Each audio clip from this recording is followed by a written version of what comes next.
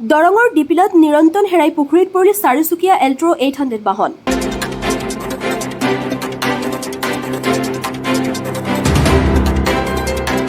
দৰঙৰ ডিপিলাত নিৰন্তন হেৰাই পুখুৰীত পৰিল চাৰিচকীয়া এল্ট্ৰ 800 বাহন।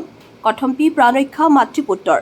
ডিপিলা বৰিগাঁও গড়কাপ্তানী পথেৰে গুৱাহাটীৰ পৰা ডিপিলা অভিমুখে আহি থকা AS25L9332 নম্বৰৰ এল্ট্ৰ 800 চাৰিচকীয়া বাহনে নিৰন্তন হেৰুৱাই ডিপিলাৰ সমীপৰ এটি পুখুৰীত চালকৰ আসনত থকা গুৱাহাটীৰ নুনমাটিৰ ভাৰ্গৱজ্যোতি হাজৰিকা আৰু মাতৃ কিৰণ হাজৰিকা গাড়ীৰ সৈতে পানীত ডুব যায়। সৌভাগ্যক্ৰমে স্থানীয় ৰাইজে আৰু তৎপৰতাত মাতৃপুত্ৰক কোনো ধৰণৰ ক্ষয় ক্ষতি নোহোৱাকৈ ভয়ংকৰ বিপদৰ পৰা উদ্ধাৰ কৰিবলৈ সক্ষম হয়।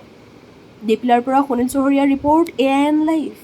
গুৱাহাটীৰ পৰা ডিপিলা অভিমুখী গাড়ী এখন আহিছিলে, নিয়ন্ত্ৰণ হেৰুৱাই খালত পৰিছে। এই গাড়ীখন হৈছে এল্টো 800। দুজন মানুহ আছিলে, দুজন ব্যক্তি, তেওঁলোকৰ একো হোৱা নাই, ৰাইজৰ মানুহে উদ্ধাৰ কৰিছে। হেৰিলৈকে ভকতপাৰালৈ যাব লাগিব, ইফালৰ পৰা এখন ডাম্পাৰ গৈছিল, সি আস্তে আস্তে আহি আছিল, আহি থাকোঁতে মানে কিবা কি হ'ল এইফালে হেৰি লাগি পেলাই পানীত পচি দুজন মানুহ আছিল, দুজন মানুহ উদ্ধাৰ কৰিছোঁ আৰু গাড়ীখন আমি টানি উঠাইছোঁ। আমাৰ ভকতপাৰাৰ গুৱাহাটীৰ মানুহ ভকতপাৰাত আহিছিল, সুবিধা বৰ্তমান একো হোৱা নাই, আমি ভালকৈ উদ্ধাৰ কৰিছোঁ সিহঁতৰ, ঠিকে আছে।